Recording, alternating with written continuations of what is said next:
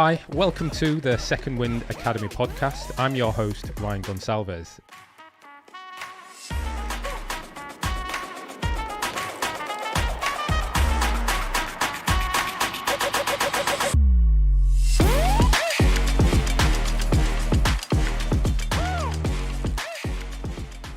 Cecil, thanks for joining me today, man. No problem. It's a pleasure. Second Wind podcast. It's an honour to be here, if I'm honest, and it says a lot about my life just in the title. So it's gonna be interesting getting into this and having a good little catch up and a chat. Yeah, great.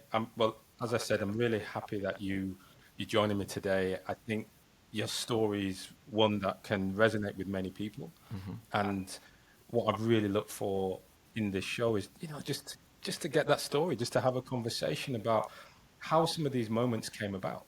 Okay. Yeah. Nice. Where do you want to start? It's a long. It's a long story. I know. I'm still young. There's not many wrinkles here, but it's a long story. So I don't know where do you want to kick it off at? Yeah. Well, look, let's start with football. Let's start back with you, Yeah. probably school, 10 years old. Yeah. Sport-wise, what was going on for you at that time? Amazing. So this is really the beginning of the story. Was young boy. Obviously, every young boy's dream, or most young boys' dream, is to be a professional footballer. It was definitely mine, and I set my mind to that. But I think I suppose when I was really young, around 10, 11, I was kind of just a very active kid, just playing all sports.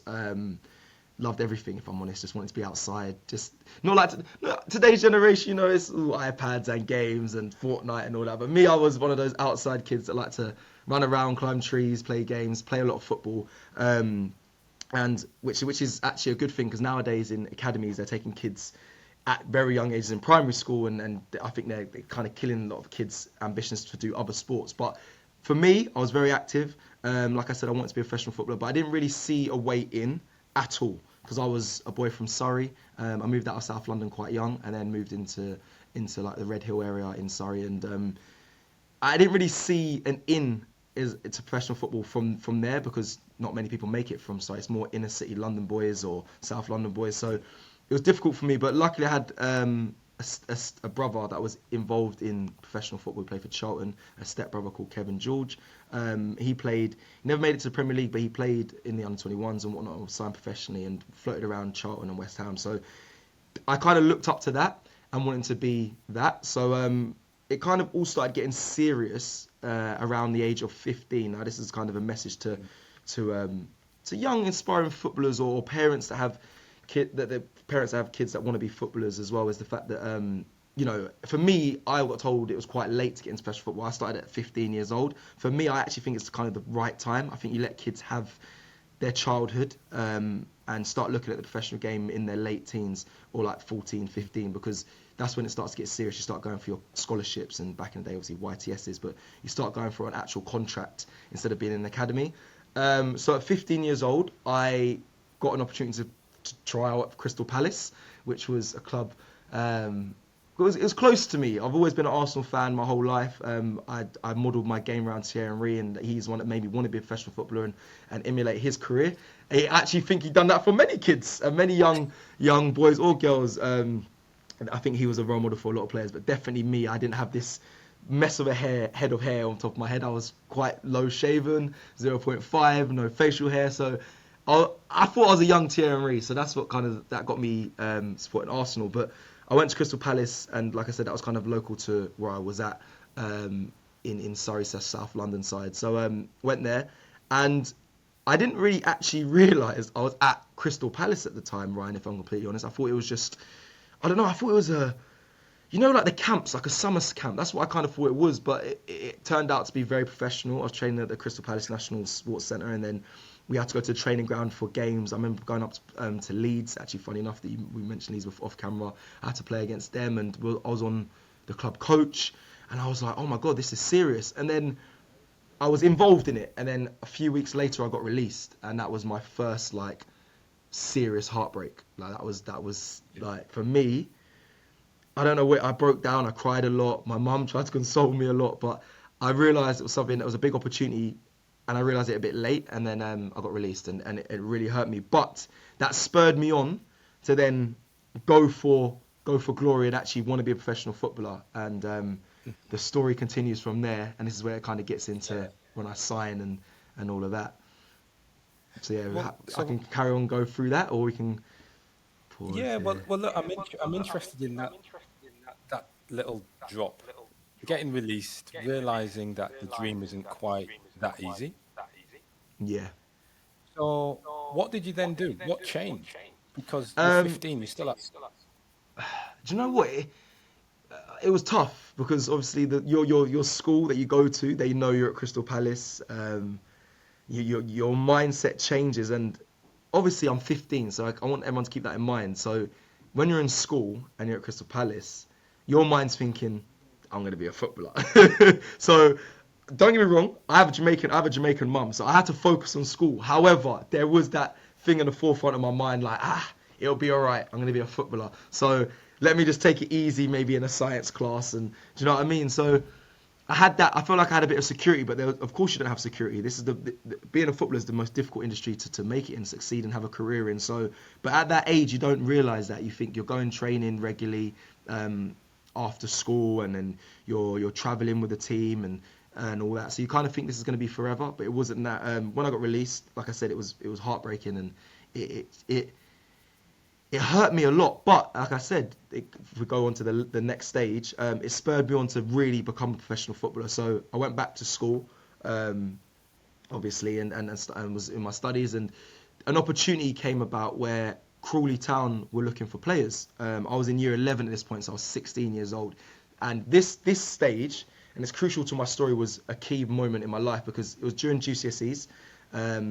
Crawley Town wanted me on day release, and if you aren't aware what day release is, it means when the football club contact the school and asks for said player to come and train with the youth team or the team during school hours. So luckily, because of my hard work, and I'm going to pat myself on the back here, I did very well in school. I got moved up into set one for a lot of subjects in year 9. So there was a lot of trust there in me to work hard and get good grades. And because of that, the school allowed me to do day release.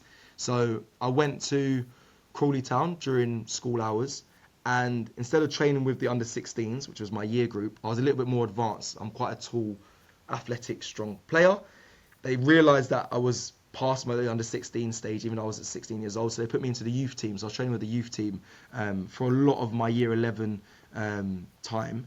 And then there was one day, which is in a documentary on YouTube about my time, I played against the first team at 16 years old with the youth team. So I was already playing up, and we had the opportunity where it's a big day for the youth team. They get to play against the first team. Played against the first team.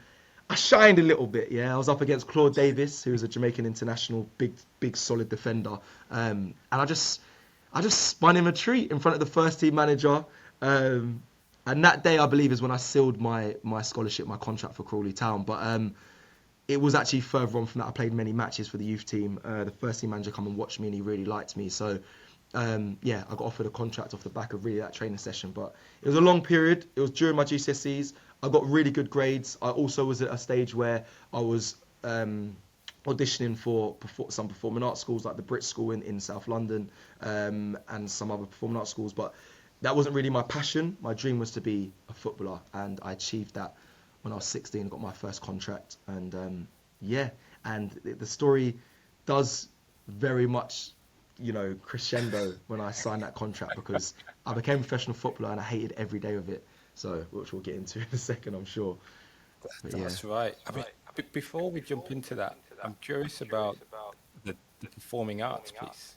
So, right. whilst going through football and doing sport, were you thinking beyond, so, well, if I'm not a footballer, this is where I'm going to head? Now, I've listen. A lot of people, people that know me or have heard my story know that the dance thing was very last minute, a big change, a big transition, a risk, shall we say? But no one really knows, yeah, the backstory, which was kind of this little section here where I took dance GCSE, I took drama GCSE, and I got full marks. I got ace, I think A or ace. I think I got A star in drama and I got A in dance. So there was there was a little bit of, yes, I enjoyed dance, but again, I was in an era where it wasn't cool to dance.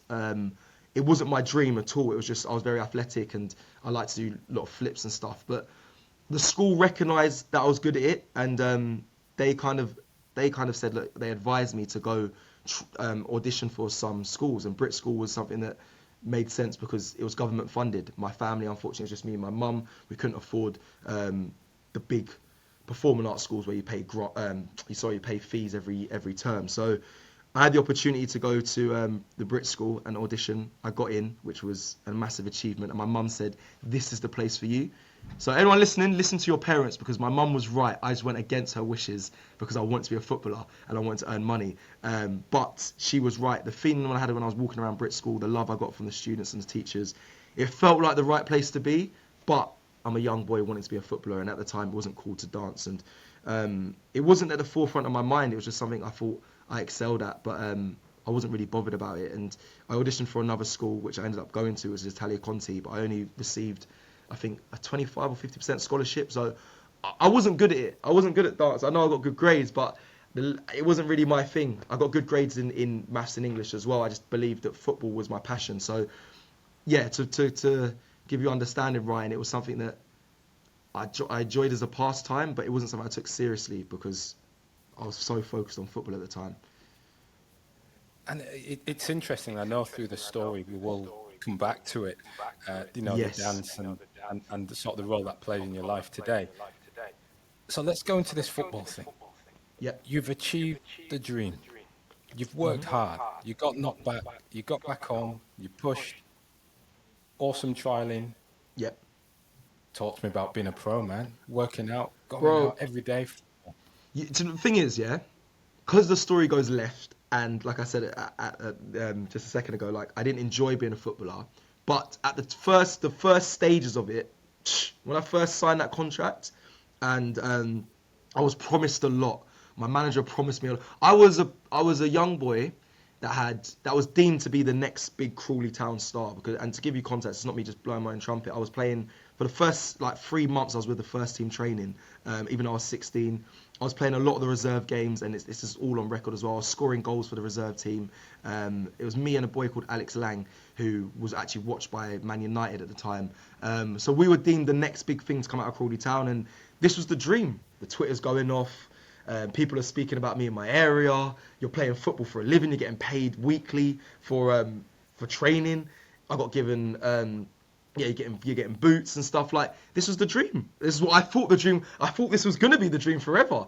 But what many people don't know is the kind of the dark and the inside to what it actually really is to be a footballer, and the things that it does get spoken about, but not enough.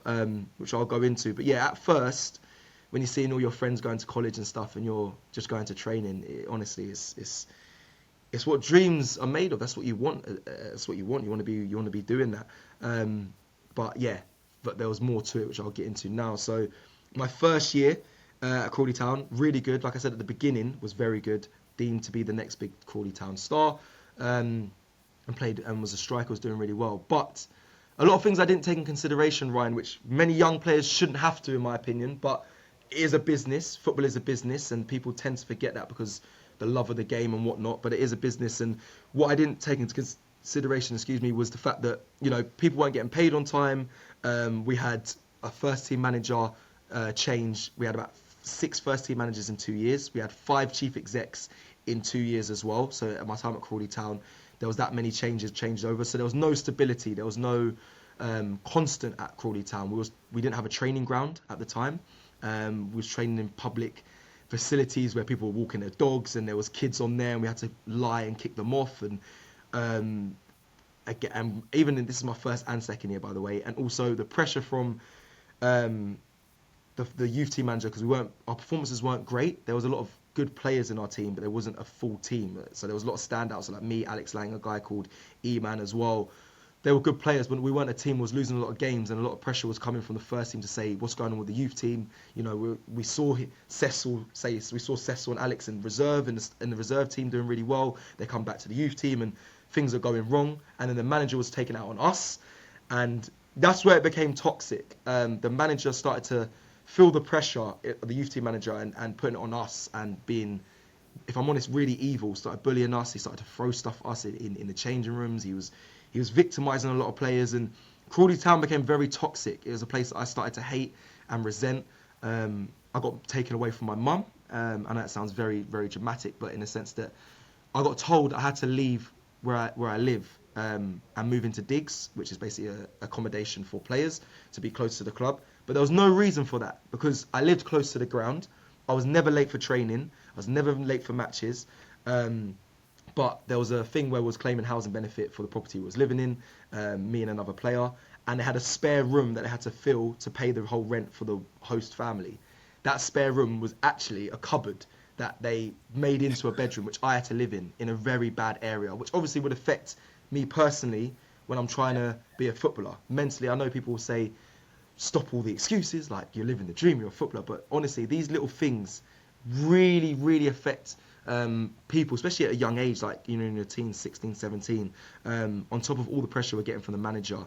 So, I am rambling on, but I want to give everyone the full picture of why I didn't enjoy being a footballer, and this is part of it.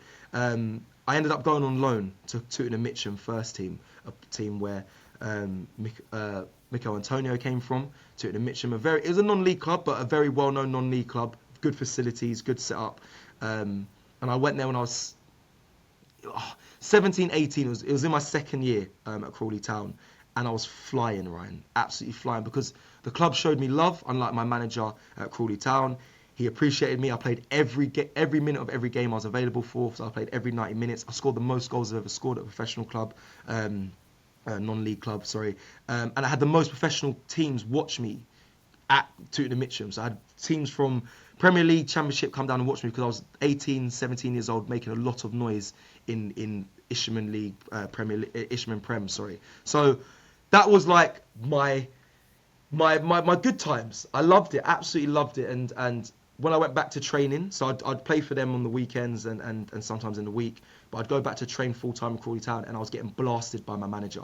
He was like, why are you scoring for them? Why are you doing so well for them? But when you come here, and all of that was just due to man management and how he was handling and dealing with us. And these are things that don't get brought up, when it comes to, you know, young players and how delicate they are in that key stage of development, 16 to 18, that contract year where you make or break, in my opinion, professional footballers. I wasn't treated right and had a terrible time there, but had a great time on loan. And towards the end of that time, I got released from Crawley Town. We all got invited. All the players got invited to a meeting. Got given an envelope. Don't open it here. Go back to your home or in your car and open it. Awful way, by the way, to say thank you for the 2 years you've been here, and find out if you've been given another contract or you've been released. And I got released from Crawley Town at the age of 18. But I went back. But that's the next stage. But that is the 2 year period at Crawley Town. But the next stage is where things again kick. So it's a long story, but you know it builds. Well, I'm curious at that point, right? Culture. It's something I talk a lot about with athletes, especially when we move from one environment to another. There you discuss three different environments. The sense you had as you walked around the dance schools, the performing arts, and then the two clubs. What would you say is the difference, or how would you describe the difference across the love you felt at dance, the love on loan, and I guess Crawley Town? Oh, that's a good question. It's a nice question. I like that one. The difference in environments. I'll flip through, and Brit School was just it felt like they wanted me, and they just took me in, and that was only one day of an audition. And I can touch back into that memory because I remember it was something that my mum was right about. She said, this is the place for you as soon as we left the building. But I obviously went against her wishes. Then going to Crystal Palace. I think there's a lot. There's also, I shouldn't really say this on camera because I do work with them, but there is still, not issues, but it's football, it's a business. I think at the Academy at Crystal Palace, they have a hub of South London footballers where there's a lot of talent there, but again, there's a lot of problems there. There should be a lot more coming out of Crystal Palace. But there's even today, even last week, a player that I was at Crystal Palace with, a guy called Javan Palmer, he was there and he's talking about the issues at Crystal Palace when he was there. There is issues within the academy, but it was very professional there. It's a very professional setup, but it's difficult to make it. Then going to Crawley Town, the environment there was different. It was very, I don't know, it was eye-opening, Ryan. It was just like, your dream is what you believe it to be. Like every day's amazing, and you're playing football for a living. How does it get any better? But then you go beyond the curtain, and you look beyond the curtain and say, "Oh my God, this is what it really is. This is the reality of it." Like you're getting there's pressures from above, and you know you're chasing payments, and there's things chopping and changing, and you got to play the game. You got to be nice to certain people. You got to be professional. You get dropped for no reason. The manager's not giving you any reason to drop you, but you have to work it out yourself and try and not sulk and not be emotional. It was difficult. It was very difficult. I believe the game is changing now. There's a lot of welfare managers and all of that, and I work in helping young players as well. So it is improving, but there's still problems there, and it's professional football. It's one of the most difficult careers to sustain. So I understand in a sense why it's like that, but at that time it was very difficult, and it was unnecessary that the manager was taking out on young players, young boys who have a dream, and you're killing it for a lot of them. And then going to Tooting and Mitcham, the environment there was unbelievable. It was the culture, it was the mandem, it was South London, it was everyone just coming together. A lot of players I was playing with were a lot older than me, but they were ex-players, ex-pros. I had a guy from Fulham who's also talking about issues in the game as well, a guy called Max Noble. I had a lot of players that were of top quality in that team, and we done very well. And I was the standout striker in that team, and I don't know, you felt wanted. And I know you could say, the good times are really. This is what football is. The good times are really good. The hard times are really, really difficult. And I don't know. I'm a confidence player as well. So, if you're feeling loved and you're feeling wanted and appreciated, like many players, that's when you succeed and you fly. And I do a lot of work with Marcus Rashford, which we'll get to later. I do a lot of his adverts and I body double for him. He's the same, and we haven't gone through the same things, but we relate on such a level when it comes to that and confidence and being believed in and how that can affect your game so much. I do shoots with him and we speak about it all the time. So it's funny, he's at the top level and I was nowhere near that level, but it's similar throughout the stages. So yeah, man, the dynamics are different in different environments, but that is kind of an idea of what it's like across those environments. Yeah, thanks for that. It is interesting when we look at that underlying culture. And like you said, whilst you might be living the dream, you might be doing something that you should be loving. If the culture, that environment around it is dysfunctional, 100%, nothing works. 100%. And I'm going to quickly talk on it just briefly as well. Like, and everyone listening, like my culture was as well was my dad wasn't really around. My mum was there, but she didn't ever watch me play football. Obviously, she wanted me to go to dance. She doesn't enjoy mud. She's a prude. She'd never come and watch me. But I'm giving you this context because I didn't have the pressures from my family. At the end of the day, it was all down to me. And yes, at times I lied to my mum and said everything was fine when it really wasn't. But there was no which I get because I speak to young players now. They have pressures from their families to say, this is my ticket. This is my ticket out. My child is my ticket out. So imagine having that pressure as well on top of, you got pressures of social friends saying that you're at a professional club and you expect to make it and change their lives. There's so many other things. Parents maybe passing away that you have to deal with whilst being a footballer. Not being able to, which actually I dealt with a little bit, not being able to be with your close friends because they are taking a different path. Like they're going to college, my friends are going out to raves and doing substances that I could not get involved in because I'm living a professional life. I can't be with them, so you lose friendships. There's so many underlying issues, and of course, the narrative from people that hear this from footballers is like, just get on with it, like you're living the dream. But it's not that. It really isn't. And the reason why I say that is because I wouldn't change what I get to do now for a living to be a professional footballer. And that's the clearest picture I can give you. Because that is most people's dream to be a professional footballer. I would not go back or trade the life that I live now to do that. So yeah, those are other things that can affect players. I had my things that affected me, but there's other things that also affect players' performances and careers. So given the negative experience you had at Crawley, scholarship was done. You got the envelope. Terrible way, Yep, by the way, yep. but you got the envelope. It Awful. was saying you're done. What were your options? Absolutely nothing. What were your options?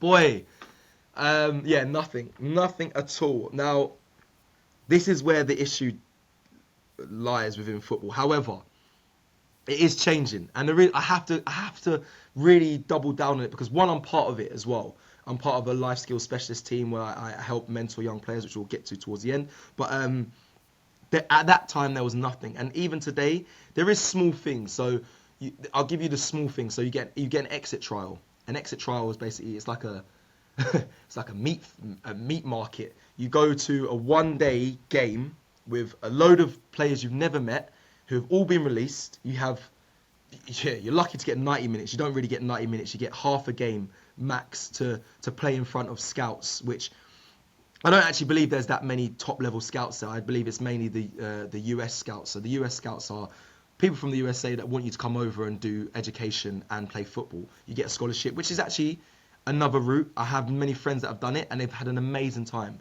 Got a good qualification from it and also played football in front of big crowds. So I am not by any means poo-pooing that option. It's fine. But for me, it's not what I wanted. I was a big mummy's boy. I didn't want to leave my mum. I actually got offered a scholarship, to go to SFU, which is in Canada, Vancouver.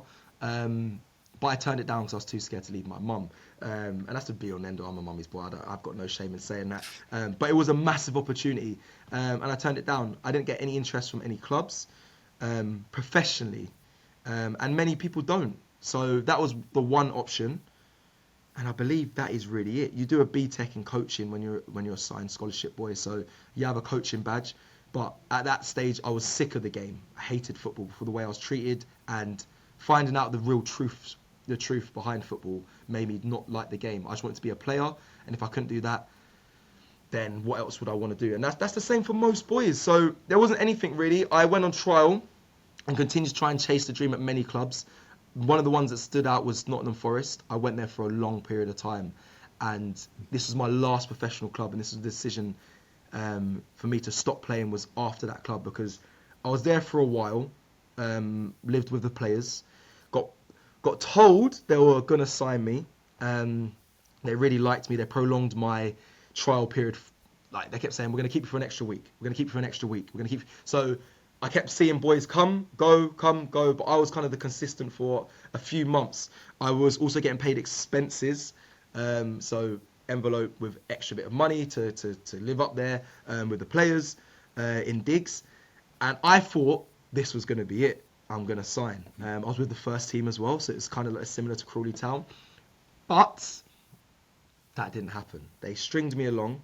And what I didn't know was I was up against a kid called Tyler Walker. Now, I knew Tyler was in the club, but I didn't realise who he was. So we was on trial. He was there. We was there.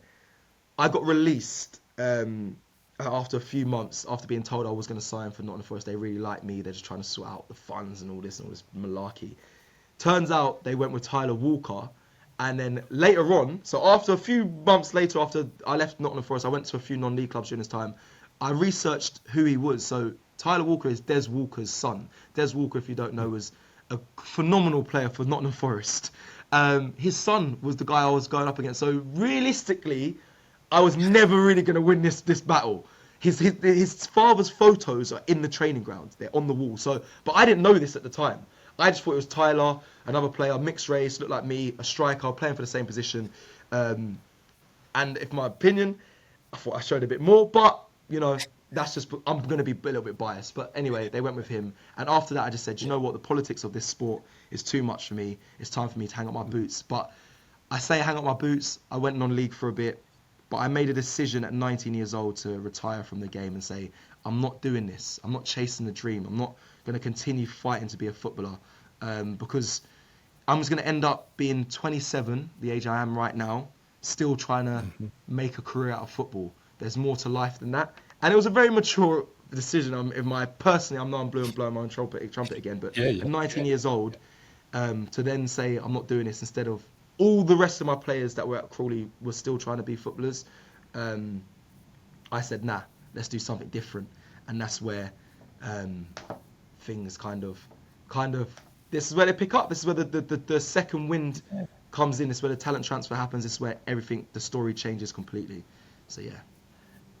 Yeah, I mean, that's quite a low that you must have been on at that point. You know, the dream, having to accept, admit that it was over. Yep, yep. It was a tough time, and I'm sorry I missed out another big detail. So whilst I was at Nottingham Forest, but just before then, obviously I've been released from Crawley Town. I had a really good relationship with the chief exec at the time, one of six, at Crawley Town. His name was Richard Dunford. I texted him because I had his number, only one that had his number, I had a good relationship with him. I said, look, can I come back and train with the first team just to stay fit whilst I go on trial at other clubs? Obviously, in the back of my mind, I'm thinking, if I can train with them, I might get a move here to Crawley Town. They might actually want to sign me because the first team manager fell out, the youth team manager. I had no chance of becoming pro at Crawley because there was no hope there. But if I'm with the first team, he might see me and give me a contract.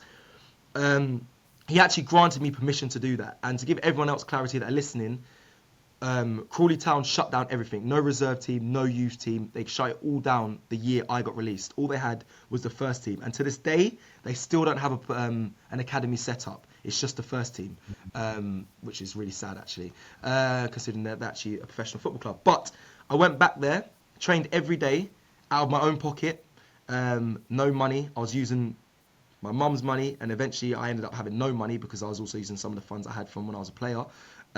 Training with the first team every day, and then I had that period at Nottingham Forest, got released, played one match, a cup gap match for Crawley Town, and they offered me a non-contract. A non-contract, Ryan, for you to be and everyone listening to be clear, is a contract but you don't get paid. They offered me a 1 year with a 1 year option.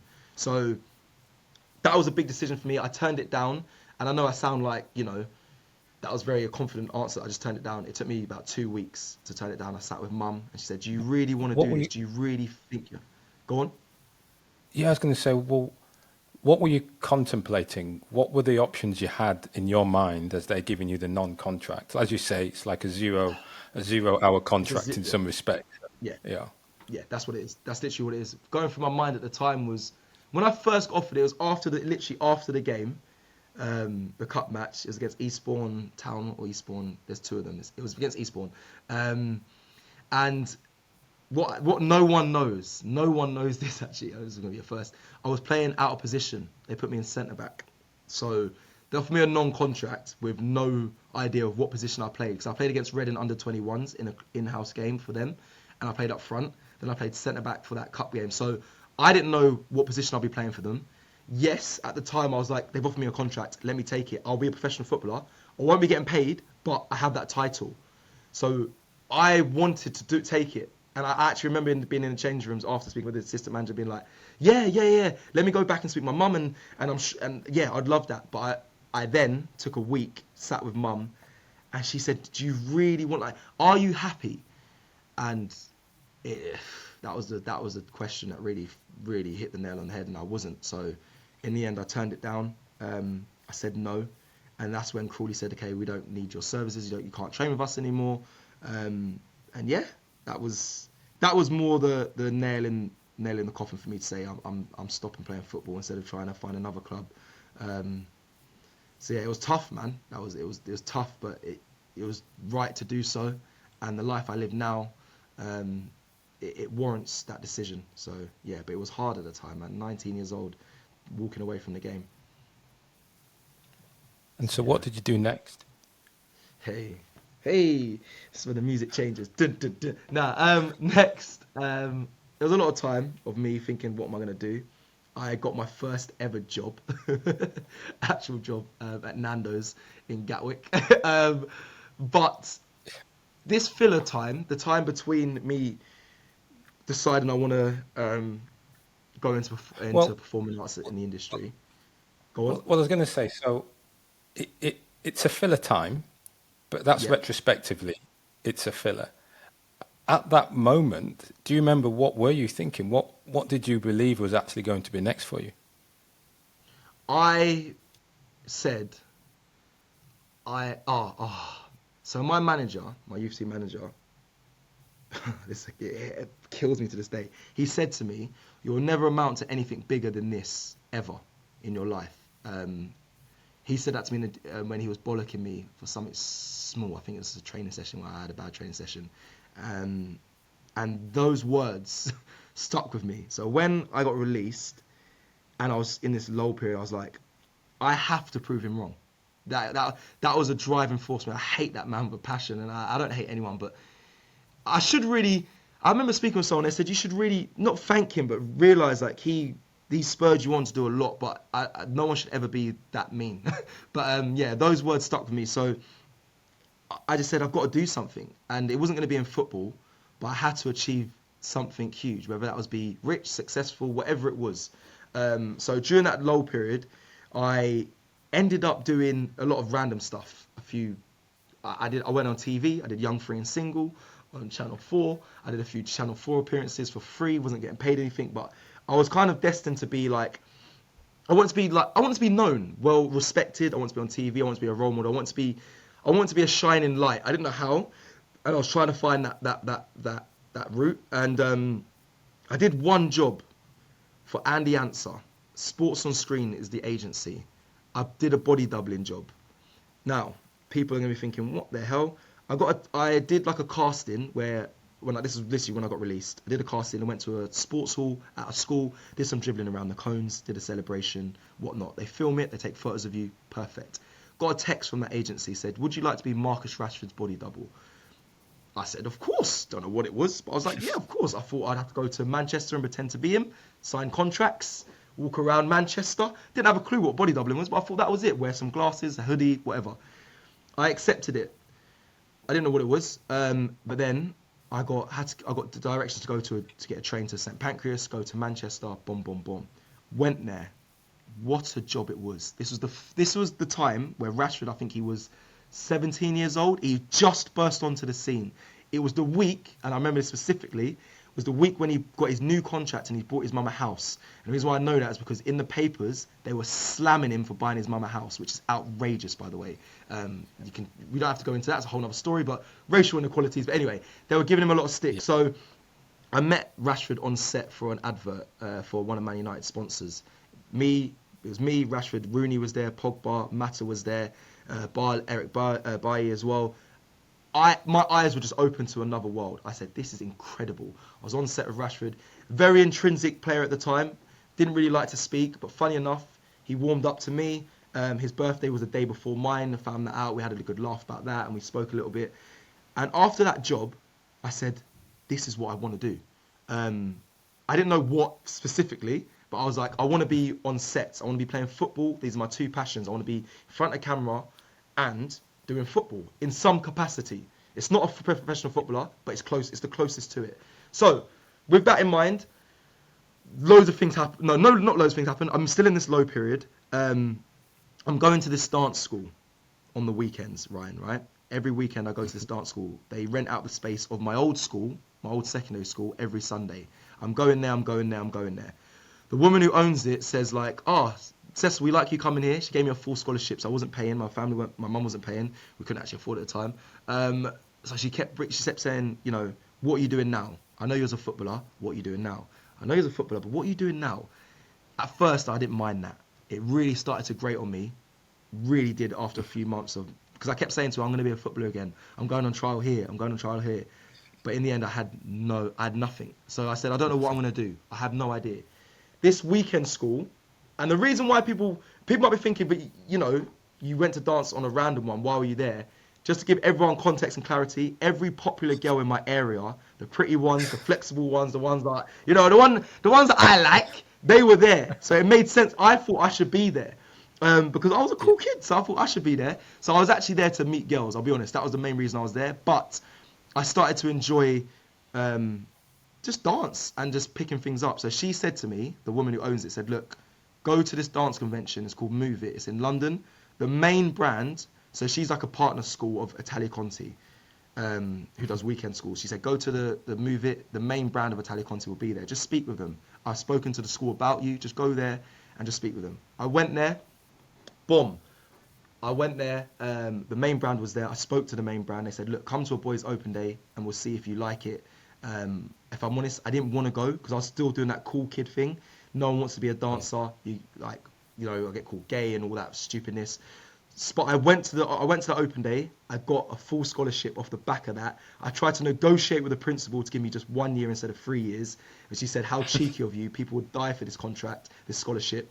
But I didn't understand. I didn't understand this whole world of performing arts, and I didn't even accept it. On the first day, the opening day, I was coming back from a festival. I said to my boys, "Drop me off at the school. I'm just going to see what the first day is saying." And from there, my life changed. I went to Italia Conti for 3 years. I set up a business. I found a new passion. I got a lot of media attention. I was on Sky Sports. I was on beIN Sports for making a transition from football to dance. And yeah, this is where my life changed. And from here, it's just been success, success, success. So yeah, And we can get into it yeah, if you and need to. this, well, I think what's fascinating for me there is, I was going to ask, you were doing dance, you turned your back on dance to become a footballer, Hmm. right? Yep. And what actually took you back there was girls and being Yes, cool, 100%.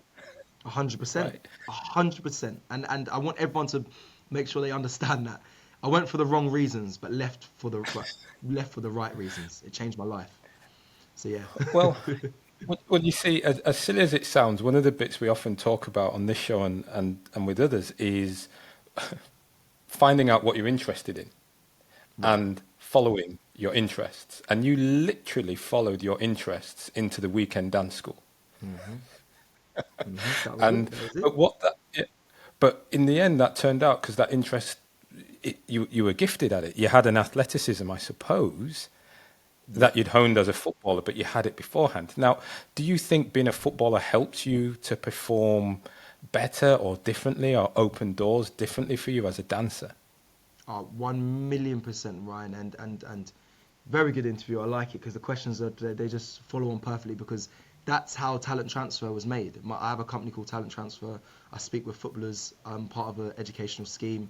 I go to pretty much every football club, professional club in the country, and that's where it was birthed because I transferred my skills from football to become a performer and a dancer, and that I never thought I was a good dancer. Even to this day, I don't believe I'm a very good dancer.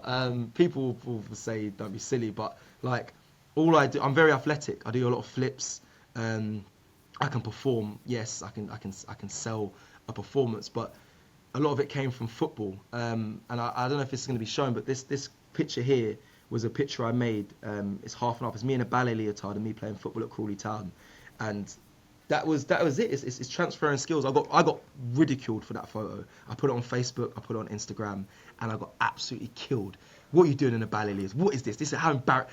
But I always show people that photo because I'm so proud of it because I always come back to it and it's the two paths I chose and it led to where I am today. But yeah, the skills I took from football, being athletic, fit, strong, powerful, my jumps, being able to do fitness conditioning.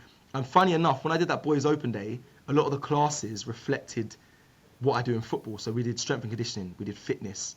Yeah, we did commercial dance, but I believe I was okay at that. All you got to do really is look cool and just copy the choreographer. Um, Singing, I can't sing, terrible, so I failed in that. I know my teacher gave me low mark in that, even though I still got a full scholarship, so big up them. Acting, yeah, I'm a bit of an actor. I like to act, I like the camera. So, did well in that. And then, yeah, and then ballet was a whole new thing for me. But I was athletic, and that's half the battle is looking strong and upright and whatnot. So yeah, it took me a lot to learn ballet and retrain my body, but it was something I Yeah. took immense appreciation for because it's difficult and it also bettered my game. But yeah, it all came hand in hand, but it seems so far off, and I think people will think that ballet or dance and football, but they actually went hand in hand and they built me a career. Um, Yeah. so yeah, that's kind of And it. so and for me that in itself, that transition, what is fascinating is the athleticism, is your body as that vehicle, right? And on the show, I speak with athletes, professional footballers, Olympic athletes, dancers, and the bit that is common is control of your body Oh, and being able to move and express thinkings or emotions and that type of thing. So when you look now at, as you spoke about turning your back on dance, coming back into it, the environment that you had in the dance school, again, how would you describe that? How did that make you feel at home? Um, at home, still a little bit of a secret, a little bit for the first year. I never told people um, I was trained as a dancer. Because realistically as well, I've come from being a professional footballer, earning money, so then going back to being a student. And I'm starting late technically. A lot of people join Italia Conti at either 16, some 18. Yes, there were some older starts, but I was one of the oldest in my year at the time, being 19 years old. But it was a bit of a secret. But it was, it. I went in, I went in coming from professional football, from being a professional footballer, to a school where there is many women, and I'm one of the only straight guys in my year. So the first year, I'll keep it 100 with you guys. I'm saying a lot in this podcast that not many people know, but I was enjoying, shall we say, a lot because that was the main reason why I got into dance. But then it became a problem. It became an issue. I got basically the principal of the school at the end of the first year said, if I have another girl come to my office crying about you, I will get rid of your scholarship. And which would have meant I'd have to leave the school because I wouldn't be able to afford it. The fees are like 12 grand a term, and my family couldn't afford that. So um, it was a big eye opener for me. And what happened in that period was a light bulb just switched in my head. I stopped messing Right. around because what happened was I went back to that period of that manager telling me I won't amount to anything again bigger than this in my life. Then it went to the period of me working in Nando's and thinking, well, if I leave here, what do I do next? Because I haven't actually got anything off the back of this. This really is the second win and the last shot. So I changed. I lessened a little bit in my activities with the students, but I also was very mature in the sense that because of my experience as a footballer, I started befriending the teachers. I was very mature mentally as well, so they started to take a liking to me in a sense of like they were trusting me. I was speaking to them like we were on the same wavelength, and I started to focus more on becoming a better dancer. When I was a footballer, you're in an environment where you're all fighting for contracts. So you're looking at everything around you. You're trying to beat the next person. You're very much, it's a toxic environment, even though they are your family, because you build a very good relationship with footballers, but you're all fighting for one contract, technically. And I focus more on everyone else. When I was at dance, I focused loads on myself because I'm starting late. A lot of these boys and dancers and the girls, they've been doing dance their whole life. So I was already at a disadvantage. So my thing was, Cecil, look, just better yourself each day, bit by bit, bit by bit. Doesn't matter what everyone else is doing because they've been doing this their whole life. So you are behind, but you can catch up if you focus on yourself, not on what they're doing. They're doing triple pirouettes, which you've never been able to do in your life. So, and that, I'll be honest, was the best thing I ever done because I went in the second year. I went from here, I flew, and then the teachers saw that, and I got the featured role in massive performances, summer shows, the Move It performance. I was the lead in the Move It performance. My confidence grew. I got better and better and better. This is when the media attention started coming in. I was in the papers. I was in the Daily Telegraph. I was on beIN Sports with Andy Gray and Richard Keys, talking about transferring skills from football to dance. I Yeah. was on Sky Sports talking about athleticism and how I've made the transition into another industry.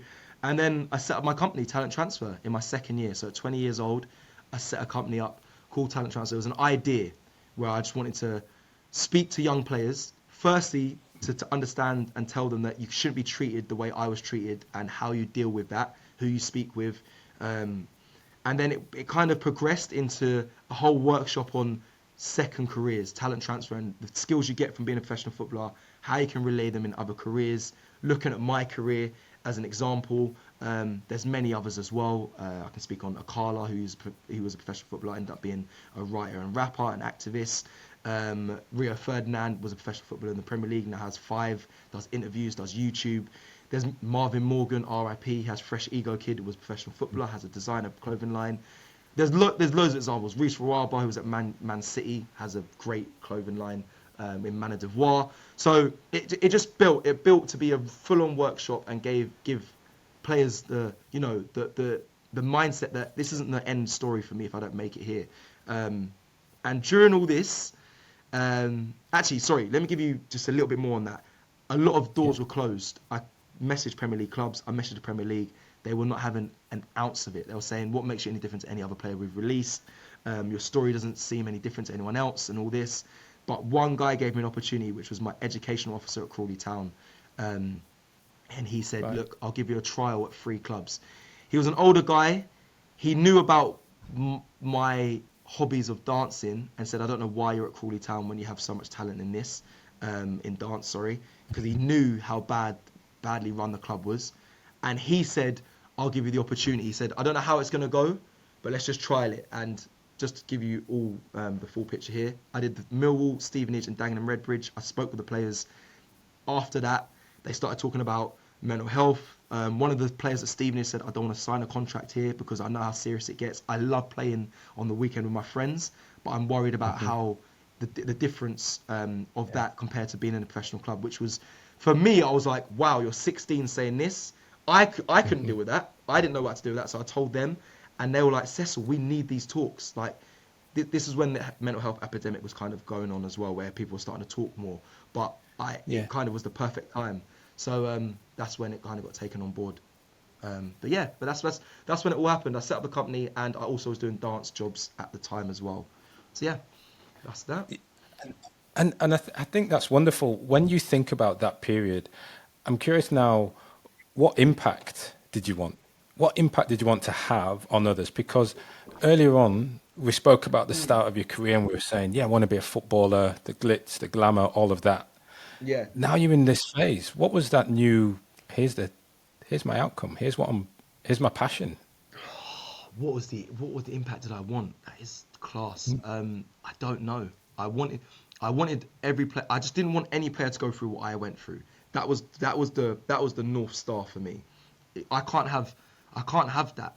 Because the dropout rate was already crazy. What was it? 0.012% make it to the Premier League. It's 150 kids make it to a Premier League club from youth team level out of 1.8 million. So, and that's at youth level. That's not taking in consideration all the kids that are not in the professional game but want to be footballers. So the dropout rate was already extremely high.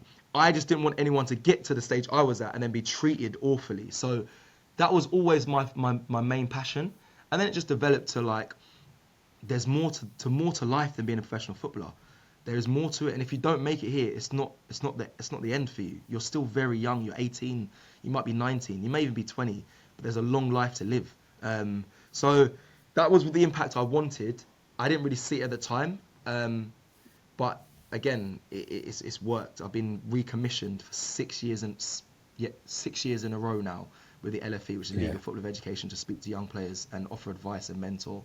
So, and if I'm honest, that would have been enough for me, Ryan. Like everyone's dream is Yeah.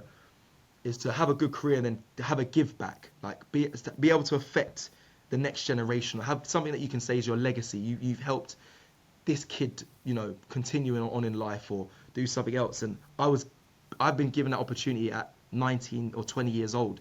So I was already extremely happy with that, man. And it's my baby. It's something I'm so proud of to this day. And yeah, man, Yeah. that was kind of the impact I wanted. But it just grew because my career grew. So I went from Yeah. being told I won't amount to anything bigger than being at Crawley Town to now being an AFTV representative where I speak to fans around the world, and I've also body double for the best athletes in the world: Marcus Rashford, Ollie Watkins. I did a Bamiyang. I've done loads of players. I've been in a film. I've done dance gigs. I've done modelling campaigns. I've really excelled, and it sounds so creamy and mushy me speaking about myself, but it's helped talent transfer grow as well because as good as I Hmm. do, it helps the company grow as well because the young players are looking at me like, oh, right, okay, if he can do it, I can do it. And they always ask me at the end of my workshop, like, be honest with me, like I said in this podcast, would you want to be a professional Yeah. footballer Yeah. again? And I always say no. Like if I got offered a contract now, unless, and I always say this, I do caveat with this, unless I'm Yeah, signing this is for Arsenal and I'm going to be a Bukayo Saka or Thierry Henry. That's different. But I know in myself, I was never going to reach that stage. I was a good footballer, a very good footballer, but Nottingham Forest was probably my level. Championship was probably my level, and I think getting to the Prem takes a lot of luck. But I don't think I yeah, ever would have made it to the Premier League. So when they ask me that question, I say no. What I get to do now for a living is incredible. I mean, like I said, AFTV, I follow Arsenal, the team I love. And then on top of that, I'm the face of CONCACAF, which is a governing body um, of football for North America, Central America, Mexico, and Canada. I was flown around the world for the World Cup in all the host countries. Argentina, I was there. Buenos Aires when they won the World Cup. Like my life right now is incredible, and it's been a long journey. It's been a lot of downs. It's been amazing highs, but yeah, man, and the company also like Second Wind talent transfer. It's a second chance for a lot of things. Yeah, man. yeah. That's that. That is that. No, it is. It's wonderful to hear and wonderful to understand the steps you took, the steps you followed in some respects to get to where you are today. And I think that's really Yeah, compelling for those listening because we're able now to talk about how you did it, not just what happened, but talk about yeah, how some of those things came through. And I think that's wonderful for you to share in that way. We're talking about where you are today, you know, being at the World Cup, blowing up on socials, making an impact for players. As I come back to that, what what helped you recognize it was more than dance? You went into you were doing the dance school. What got you in front of the camera on the microphone? What do you think, or how do you think you got that opportunity? I'll give you the exact answer. Um, when I when I was in my last year at Talia Conti, my third year, um, the principal said, "You're going to be a dancer," and I said, "But I don't want to be just a dancer." And she said, "Yeah, but you're so good at dance. That is what you're going to do." And I said, "I hear that, but I don't just want to be a dancer." And then I thought it was just her that was saying it, but we do an agency showcase. Funny enough, it's like an exit trial at football. You do an agency showcase at the end of your training, and loads of agents come and they look to sign you to be part of their books. I got interest from 7 agents, which is, by the way, is a massive achievement. People really rarely only don't really get one interest, but I got interest from 7 agents, and I had interviews with all of them, and every single one of them said, "You're going to be a dancer." The main thing they kind of pushed in on was it was a time when Thriller was auditioning, and they said, "You're going to be in Thriller. We can get you in there. We can get you the audition. You'll book it like this. You look the perfect profile for Thriller. They're going to love you. You're a great dancer. It's commercial. You do flips. They love flippers, trickers." And I said to every agent, funny enough, all of you guys have said this, but I don't want to be in Thriller. And they were like, "What?" I was like, "Yeah, I don't want to be in the West End. That's not where my dream is." And they said, "Okay, so what do you want to do?" I said, "I want to be an actor." And they were like, "But that's not going to happen, Cecil." I said, "Why?" But they were like, "You've trained in musical theatre for 3 years. You're an amazing dancer. Why do you want to be an actor?" I said, "Well, I've done dance." What I didn't say as well, when I was training, I was also doing jobs. So I did a lot of music videos. I worked with Little Mix. I've done dance gigs. I've done that. And I know I can do that. So I don't want to just be comfortable and do that. I want to do things I haven't been doing, and I like acting. I've always wanted to be an actor. I have friends that are very successful actors, and I wanted to do it. So I had those meetings, and they tried to box me off, and I refused to be in a box. So I said, "I don't want to be in Thriller. I don't want to do that." And all of them actually, they all pulled their interest away from me. And I didn't sign with any agent. I stuck with an agent I had before I was at Italia Conti, who was very quiet whilst I was training, which was respectful. But once I left, I said, "Look, all the agents I met with said I have to be in Thriller, but I don't want to be that." And they said, "That's fine. Do what you want to do, and we'll try and get you in there." So when they gave me that permission, I said, I want to do everything. I want to do acting, modelling, dancing. I can't sing, so I didn't say anything to do with singing. Another reason why I didn't want to be in the West End.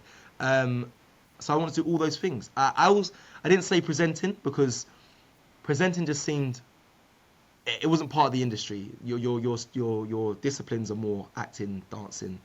Modeling was kind of there because I was doing bits before. So I did that, and I did a lot of work. When I graduated, I did a lot of stuff. I'm going to highlight some. I did an advert for McLaren as a dancer. I was the main model, econ model for Two Clothing, which is Sainsbury's clothing line. So you can still find these photos to this day. I did a lot of their We photo might use shoots. that as the quick Yeah, yeah, so photo. if you go on Two Clothing, you may still see my face. So I did a lot of modeling.